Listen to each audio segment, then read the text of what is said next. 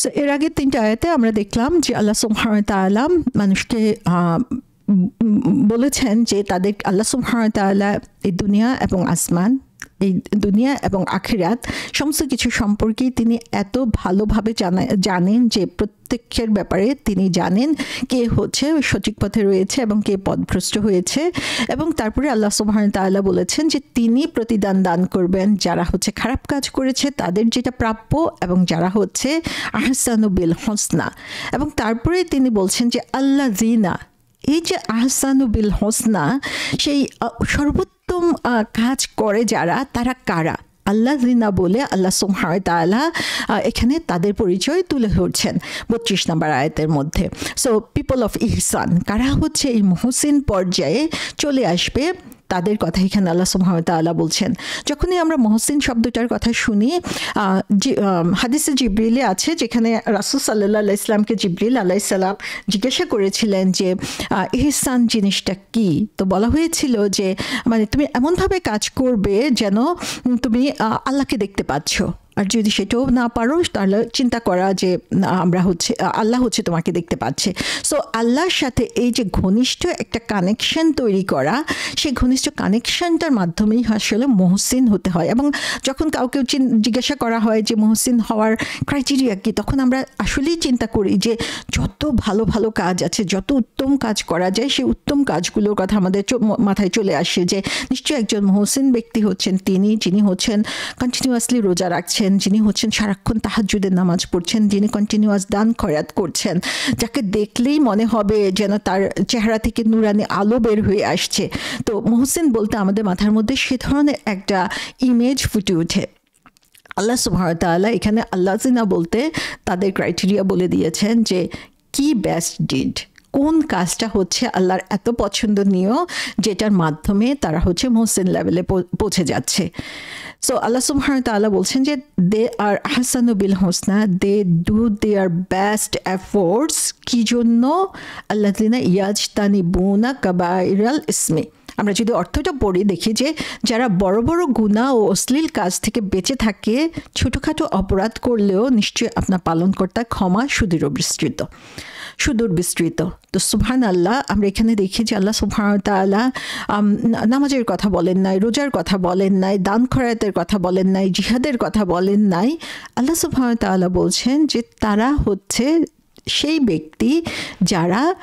বড় বড় গুনাহ এবং অশ্লীল কাজ থেকে বেঁচে থাকে। এবং শুধু তাই না যে তারা কবিরা গুনাহ বা বড় গুনাহ থেকে শুধু বেঁচে থাকে তাই না, তারা মাঝে মাঝে স্লিপ আপও করে, তারা মাঝে মাঝে তাদের কিছু ভুল ত্রুটি হয়েও যায়, কিন্তু আল্লাহ সুবহানাহু ওয়া তাআলা হচ্ছেন অনেক অনেক বেশি ক্ষমাশীল। সুবহানাল্লাহ। তো আমরা এখানে দেখতে পাচ্ছি যে আল্লাহর কাছে সর্বোত্তম ব্যক্তি হতে হলে যেই জিনিসটাকে আমাদের সবচেয়ে বেশি প্রায়োরিটি দিতে হবে সেটা হচ্ছে গুনাহ থেকে বেঁচে থাকার জন্য চেষ্টা করা। এবং তারপরেও যদি মাঝে মাঝে আমাদের ভুল হয়ে যায়, তারপরেও কিন্তু আল্লাহ আমাদেরকে ক্ষমা করে দিতে পারেন। একজন মানুষ কখনো পারফেক্ট হতে পারে না, আমরা হচ্ছে ইনসান, আমরা ভুল করবই, আল্লাহ সুবহানাহু ওয়া তাআলা সেটা জানেন। কিন্তু আমি কতটুকু চেষ্টা করছি, কতটুকু এফোর্ট দিচ্ছি,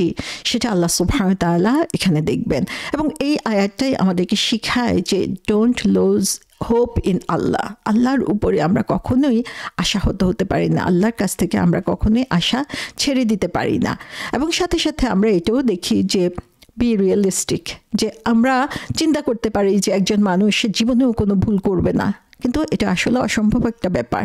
এবং সে কারণেই আল্লাহ সুবহানাহু ওয়া তাআলা বলছেন যে ইল্লাল লামাম, ছোটোখাটো কিছু অপরাধ করলে আল্লাহ সেটা ক্ষমা করে দিবেন, কারণ আল্লাহর ক্ষমা হচ্ছে অসীম। তো আল্লাহ সুবহানাহু ওয়া তাআলা এখানে আমাদেরকে প্রায়োরিটি সেট করতে বলেছেন যে কোন জিনিসটার উপরে আমি ফোকাস করব, অনেক অনেক অনেক বেশি ভালো কাজের উপরে আমি ফোকাস করব, নাকি যেই কাজটা আমি করব সেই কাজটা আমি বেস্ট এফোর্ট দিয়ে করব, কোয়ালিটি মেনটেন করে করব, এবং যেই কাজগুলো আল্লাহ সুবহানাহু ওয়া তাআলার চোখে ঘৃণিত সেগুলো থেকে আমি নিজেকে দূরে সরিয়ে থাকার জন্য সর্বাত্মক চেষ্টা করব। 32 নম্বর আয়াতটা বেশ দীর্ঘ একটি আয়াত, সো আমরা একটু একটু করে এই আয়াতটা আলোচনা করব, যেখানে আল্লাহ সুবহানাহু ওয়া তাআলা খুব গুরুত্বপূর্ণ কিছু কথা বলে দিয়েছেন। যেমন ফার্স্ট পার্টটাতে আল্লাহ বলছেন যে আল্লাযীনা ইয়াজতানিবুনা কাবাইরাল ইসমে ওয়াল ফাওয়াহিশ। সো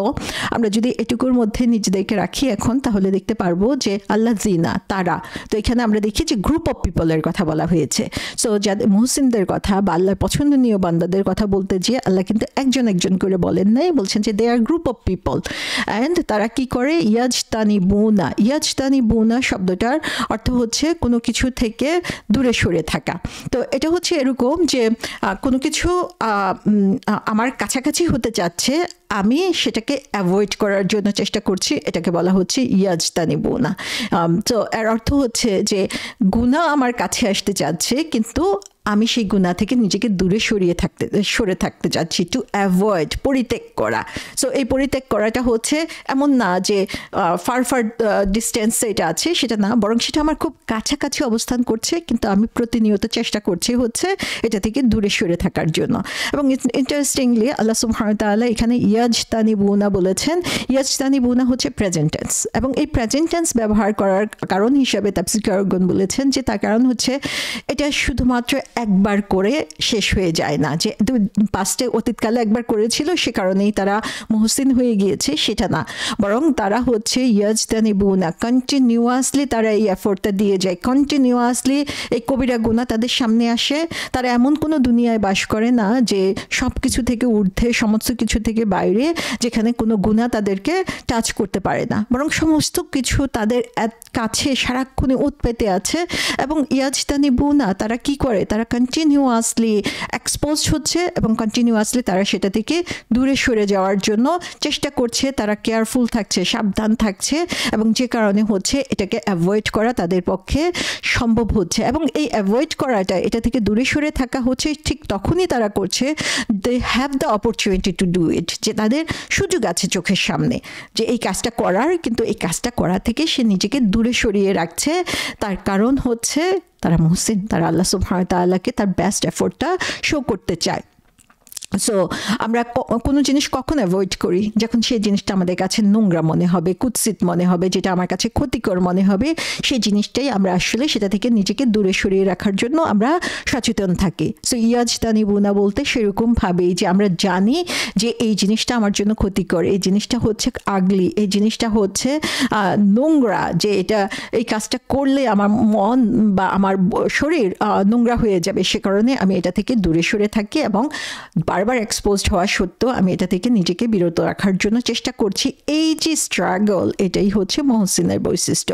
এবং এখানে আমরা দেখি আল্লাহ সুবহানাহু ওয়া তাআলা তারপরে যে কথাটা বলেছেন যে তারা কিসের থেকে দূরে সরে থাকে, তারা দূরে সরে থাকে কাবাইরাল ইসমি, যে সব কিছু না, আল্লাহ সুবহানাহু ওয়া তাআলা বলছেন যে তাদের প্রায়োরিটি হচ্ছে, তাদের বিগেস্ট টার্গেট হচ্ছে কি, তারা কাবাইরাল ইসম থেকে নিজেদেরকে দূরে সরিয়ে রাখার জন্য প্রতিনিয়ত চেষ্টা করেই যাচ্ছে, একবার দুইবার না, কন্টিনিউয়াসলি তারা তাদের বেস্ট এফোর্ট দিচ্ছে, জেনে শুনে বুঝে যে এটা তার জন্য ক্ষতিকর, এটা তার জীবনটাকে আগলি করে দিবে, দুনিয়ার জীবন এবং আখিরাতের জীবন। সো এখানে ইয়াজতানিবুনা কাবাইরাল ইসম বলা হচ্ছে। এখন কাবাইরাল ইসম শব্দটার অর্থ কি? কাবাইর শব্দটা হচ্ছে, কাবির শব্দটার বহু বচন, কবিরা গুনাহ কিন্তু আমরা সবাই জানি। সো কাবাইরাল ইসম বলতে আসলে কবিরা গুনাহকে বোঝানো হচ্ছে। সো এটা বহু বচন, তার মানে হচ্ছে একটা কাজের কথা বলা হয় নাই, এরকম যে কাজগুলো হচ্ছে বিরাট বিরাট গুনাহ, সেগুলোর কথা এখানে বলা হচ্ছে। এবং কাবাইর কোনগুলো? কাবাইর ইসম সেইগুলা, যে সেই গুনাহগুলো যেগুলোর ব্যাপারে স্পেসিফিক পানিশমেন্টের কথা আল্লাহ সুবহানাহু ওয়া তাআলা বলে দিয়েছেন, এবং এই পানিশমেন্টটা দুনিয়াতেও হতে পারে, আখিরাতেও হতে পারে, বা দুই জায়গাতেও হতে পারে। স্পেসিফিক পানিশমেন্টের কথা যেই কাজগুলোর জন্য কোরআন এবং সুন্নাতে উল্লেখ করা হয়েছে সেগুলো হচ্ছে কাবাইরাল ইসম, এবং নির্দিষ্টভাবে আল্লাহ সুবহানাহু ওয়া তাআলা যেগুলোর পানিশমেন্ট হিসাবে জাহান্নাম বলে দিয়েছেন সেগুলোও হচ্ছে কাবাইরাল ইসমের মধ্যে পড়ে। এবং কাবাইরাল ইসম হচ্ছে সেই ধরনের গুনাহ যেগুলো হচ্ছে আল্লাহর রাগকে বাড়িয়ে দেয়, আল্লাহ রাগান্বিত হন যে কাজগুলোর কথা বললে সেগুলোকেই হচ্ছে কাবাইরাল ইসম বলা হয়ে থাকে। এবং কাবাইরাল ইসম শুধু একটা কাজ না যে বিরাট কোনো গুনাহ হতে হবে, বরং যখন সগীরা গুনাহ, ছোট গুনাহগুলো বারবার পারসিস্টেন্টলি করা হয় তখন সেটাও হচ্ছে কবিরা গুনাহতে পরিণত হয়ে যায়। আর ইসম শব্দটার সাথে আমরা দেখি যে ইসম শব্দটার অর্থ হচ্ছে যে যে কোনো কাজ যেটা হচ্ছে মানুষকে ভালো কোনো কিছু থেকে দূরে সরিয়ে নেয় সেটাকে ইসম বলা হয় এবং ইসম শব্দের জেনারেল অর্থ হচ্ছে গুনাহ ইসম শব্দটাকে লিটারালি যদি চিন্তা করি তাহলে লিটারালি এর অর্থ হচ্ছে যে একটা উট যখন সেই উটটা হচ্ছে ধীর গতিতে চলে তখন সেটাকে ইসম বলা হয়ে থাকে তার মানে হচ্ছে ইসম শব্দটা আরেকটা অর্থ হচ্ছে স্লোনেস এবং ইসম শব্দটা বলতে আসলে অ্যালকোহল মদকে ইসম বলা হয় কারণ মদ কি করে মানুষের ব্রেনকে স্লো ডাউন করে দেয় সে কারণে হচ্ছে তা মানুষের চিন্তা শক্তিকে ধীর করে দেয় সে কারণে মদকেও ইসম বলা হয়ে থাকে এবং এই স্লোনেসটা কি জন্য এই স্লোনেসটা হচ্ছে তার কারণ হচ্ছে সে একটা হেভি ওয়েট ক্যারি করছে সেটার কারণেও এটাকে ইসম বলা হয়ে থাকে তো এখানে আমরা দেখি যে তাহলে ইসম বলতে যে জিনিসটাকে বোঝানো হচ্ছে যে এটা এমন একটা কাজ যেটা মানুষকে হচ্ছে ভালো জিনিস থেকে দূরে সরিয়ে নেয় তাকে স্লো ডাউন করে দেয় তার ব্রেনটাকে বিবেচনা শক্তিকে স্লো ডাউন করে দিচ্ছে এবং তার উপরে বিরাট একটা বোঝা চাপিয়ে দিচ্ছে সে কারণে এটাকে ইসম বলা হচ্ছে তো এখান থেকে আমরা দেখছি যে কাবায়রাল ইসম বলতে সেই ধরনের কবিরা গুনাহকে বলা হচ্ছে যার মধ্যে এই সবগুলো ক্রাইটেরিয়াই আসলে থাকে সো আমরা যদি চিন্তা করি যে কবিরা গুনাহ এবং সগীরা গুনাহ এটা মানে কি কবিরা গুনাহ বা কাবাইর বা মেজর সিনস বলতে যে গুনাহ বোঝানো হয়ে থাকে সেটা হচ্ছে আমরা অলরেডি বলেছি যে এটা হচ্ছে এমন গুনাহ যেটার জন্য হচ্ছে আখিরাতে জাহান্নামের পানিশমেন্টের কথা বলা হয়েছে কোরআন এবং হাদিস অথবা উভয় জায়গাতেই যেটা এক্সপ্লিসিটলি একদম সুনির্দিষ্টভাবে উল্লেখ করা হয়েছে যেটার জন্য প্রেসক্রাইবড হুদুদ রয়েছে যে শাস্তি উল্লেখ করে দেওয়া হয়েছে এবং আল্লাহ সুবহানাহু ওয়া তাআলা এবং রাসূল সাল্লাল্লাহু আলাইহি ওয়াসাল্লাম তাদের উপরে অভিশাপ দিয়েছেন আর মাইনর সিনস বা সগীরা গুনাহ কোনগুলো সেগুলো হচ্ছে যে ছোট গুনাহ যেগুলো হচ্ছে আমাদের ডেইলি কাজের মধ্যে অনেক সময় হয়ে যায় যখন আমরা হচ্ছে সচেতন থাকি না সেটার জন্য যেমন হচ্ছে রাগান্বিত হয়ে পড়া খারাপ কথা বলা মানুষকে নিয়ে হাসি ঠাট্টা করা কারোর সাথে ব্যাড ম্যানার শো করা মানুষের সাথে খারাপ ব্যবহার করা এগুলোকে আমরা সগীরা গুনাহ বলতে পারি সো এখান থেকে আমরা দেখতে পাচ্ছি যে আল্লাহ সুবহানাহু ওয়া তাআলা ফার্স্ট যে ক্রাইটেরিয়াটার কথা বলেছেন সেটা হচ্ছে তারা কবিরা গুনাহ থেকে নিজেকে দূরে সরিয়ে রাখে এ ব্যাপারে আমরা দেখি যে সুবহানাল্লাহ আল্লাহ সুবহানাহু ওয়া তাআলা সূরা আন-নিসাতে বলেছেন যে যেগুলো সম্পর্কে তোমাদেরকে নিষেধ করা হয়েছে যদি তোমরা সেসব বড় গুনাহগুলো থেকে বেঁচে থাকতে পারো তবে আমি তোমাদের ত্রুটি বিচ্যুতিগুলো ক্ষমা করে দেব এবং সম্মানজনক স্থানে তোমাদের প্রবেশ করাবো তাহলে এখানেই আমরা দেখি যে আল্লাহ সুবহানাহু ওয়া তাআলা অনেক ভালো কাজের কথা